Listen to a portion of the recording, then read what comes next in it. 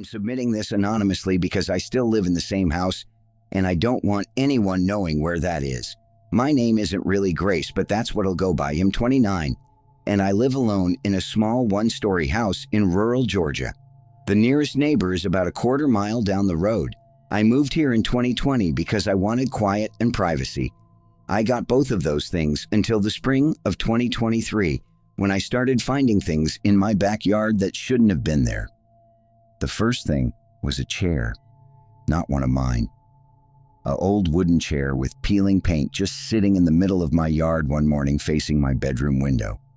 I thought maybe the wind carried it from somewhere or a neighbor was missing one.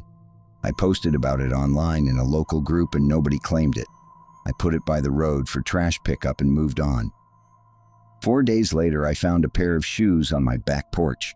Old dirty men's work boots placed neatly side by side right in front of my back door, toes pointing toward the door like someone had taken them off before trying to come inside. I called the county sheriff and they sent someone out.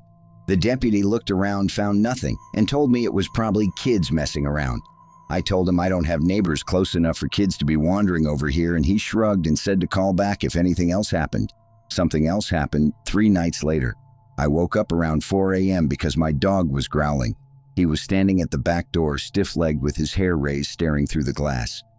I turned on the porch light and looked out, and in the far corner of my yard near the fence, there was a blanket spread out on the grass. It was laid flat and neat, like someone had set up a spot to sit or lay down. On top of the blanket was a pillow. I did not sleep for the rest of that night. In the morning, I went out and looked at the blanket. It was old and stained, and it smelled terrible, like sweat and dirt and something sour. The pillow was the same. I didn't touch them with my hands. I used a shovel to put them in a trash bag. I called the sheriff again, and this time a different deputy came out. He took the bag and said he'd file a report, but I could tell by his face he wasn't taking it seriously. I bought a camera that same day, mounted it on the back of the house, aimed at the yard. I also bought a floodlight with a motion sensor and installed it myself. That night, I sat in my kitchen with my laptop open, watching the live feed. Nothing happened. Nothing happened the next 3 nights either, and I started to think maybe it was over. On the 4th night, I fell asleep in my bed with my dog next to me. I woke up at 2 a.m. not because of a sound, but because of the silence. My dog, who normally snored in his sleep, was wide awake, lying completely still, staring at the bedroom window. Not growling, not whimpering, just staring with his ears flat against his head. I had never seen him do that before. He looked terrified. I grabbed my phone and opened the camera feed. The floodlight was on, which meant something had triggered the motion sensor. The camera showed my backyard lit up bright, and in the center of the yard there was a man. He was sitting cross-legged on the ground facing my house, completely still. He had no shirt on, and his skin looked pale, almost gray in the floodlight. His head was tilted slightly to one side, and I couldn't make out his face because his hair was hanging forward, covering it. I called 911 immediately. I whispered into the phone and told them someone was in my yard. They said a unit was on the way. I looked back at the feed, and the man hadn't moved. He was still sitting there in the same position, same tilt of the head, same curtain of hair over his face. I watched him for the entire 11 minutes it took for the sheriff to arrive.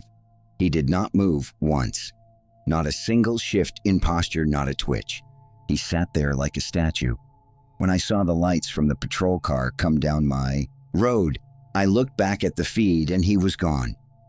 In the time it took me to glance away for a few seconds, he had vanished. The deputy searched my entire yard, the fence line, and the road in both directions. Nothing. No footprints in the grass, no sign of anyone. I showed the deputy the camera footage and he got quiet. He watched the man sitting in my yard for the full 11 minutes, and I watched his expression change from skeptical to something I can only describe as disturbed. He told me to keep my doors locked and said he would increase patrols on my road. The next morning, I reviewed the footage more carefully. I slowed it down and went frame by frame through the part where the man disappeared.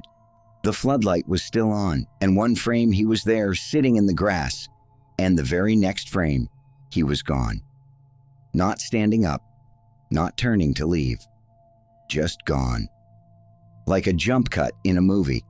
One frame there, the next frame, Empty yard. I have watched that footage more times than I can count. There is no explanation for how a person can be sitting in one spot and vanish between two frames of video without any blur or motion whatsoever.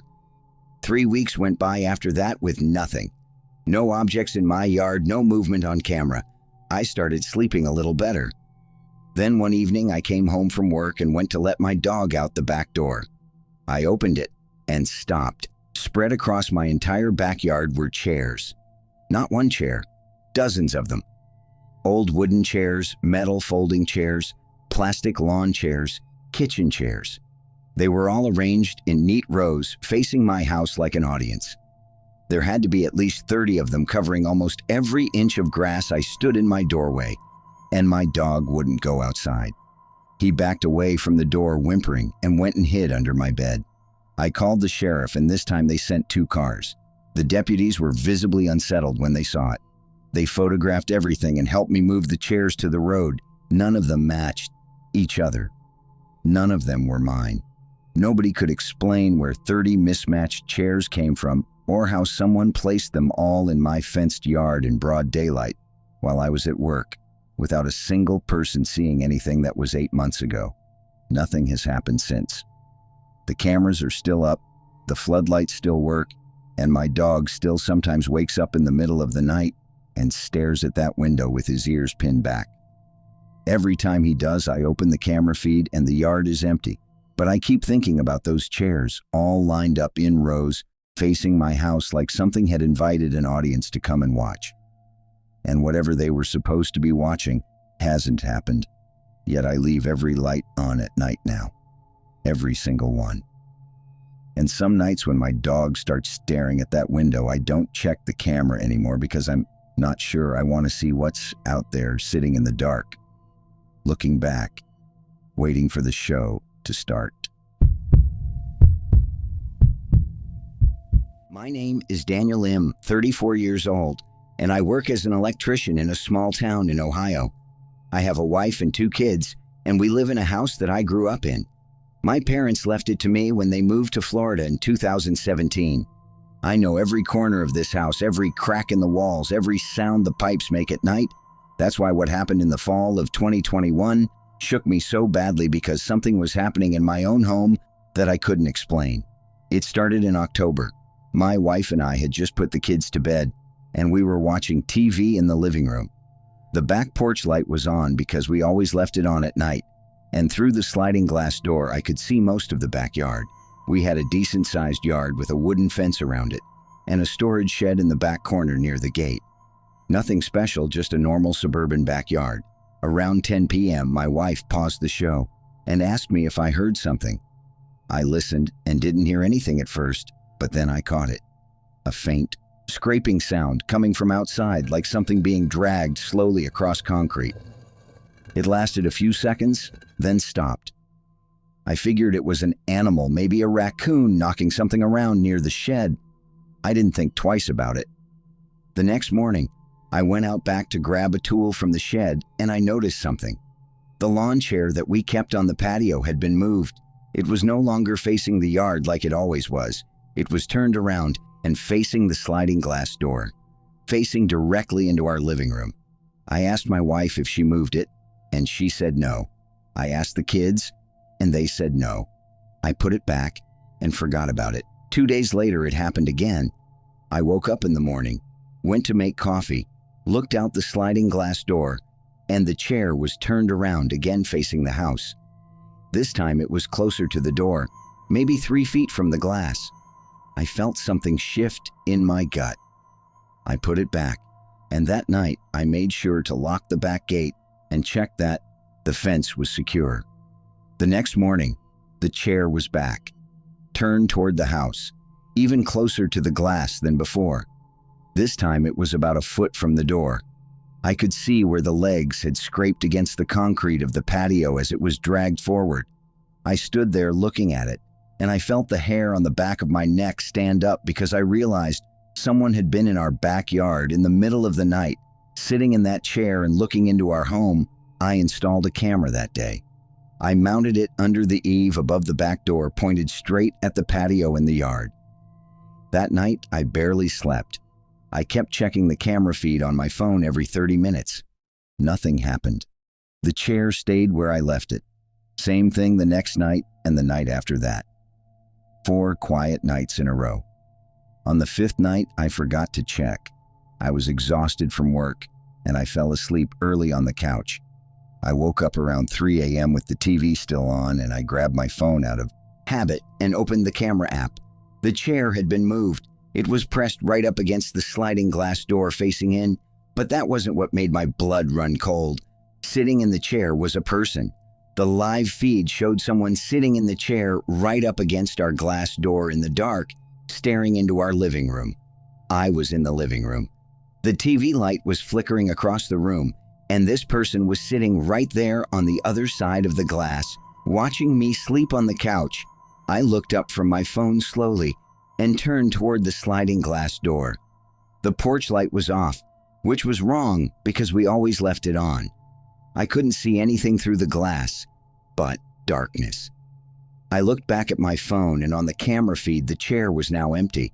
Whoever had been sitting there was gone. They had moved in the few seconds between me looking at my phone and looking at the door. I didn't sleep for the rest of the night. In the morning, I reviewed the full camera footage. At 1:12 a.m., a figure came over the back fence. They walked to the patio, unscrewed the porch light bulb, turned the chair toward the door, sat down, and stayed there for almost 2 hours, just sitting and watching through the glass. On the footage, you could see the TV light reflecting off their face, but they were wearing a hood pulled low, and I couldn't make out features. At 3:07 a.m., which was exactly when I woke up and looked at the live feed, they stood up. On the footage, I could see them watching me look at my phone. They saw me realize what was happening. And right before I looked up from the phone at the door, they leaned forward, put their face inches from the glass, and then calmly walked away across the yard and over the fence. The police never found them. We put up more cameras, added floodlights, changed the fence, and installed an alarm. Nothing has happened since. But some nights when I fall asleep on the couch, I wake up, and the first thing I do is look at that sliding glass door. And every time I see my own reflection staring back at me in the dark glass, my heart stops for a second. Because for one terrible moment, I can't tell if it's me or if someone is standing on the other side looking in. I've never told this story online before, but it's been sitting in my head for 6 years, and I need to get it out.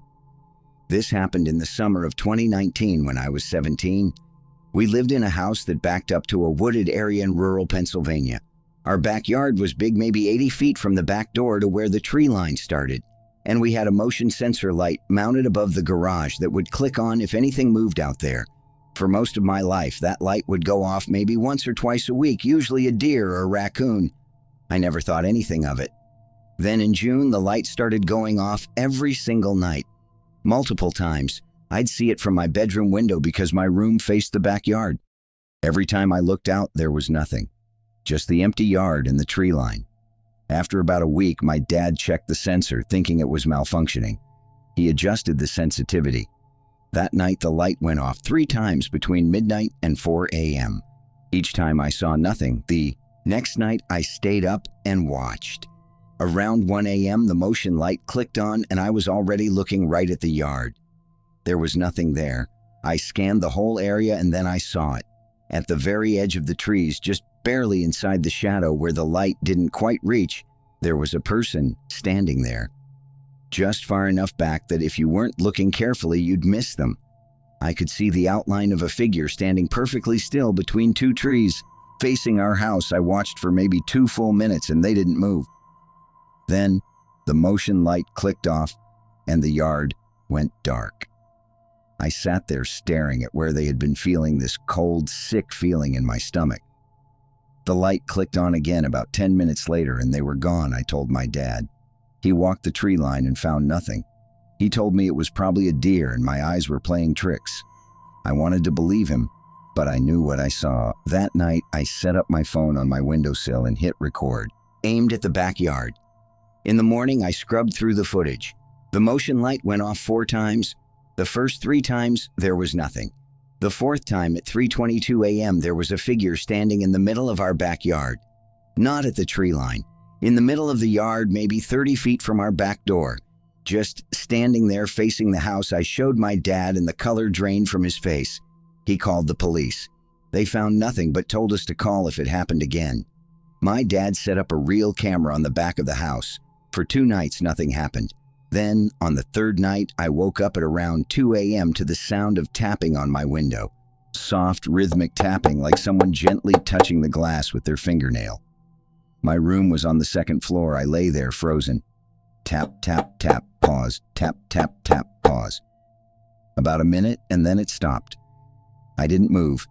I didn't look. I just lay there with my eyes shut until the sun came up. In the morning, I checked the camera footage. At 1:47 a.m., a figure walked out of the tree line, crossed the yard, and stood beneath my window looking up for about 6 minutes. Then they reached into the bushes and pulled out a ladder, our ladder from the garage.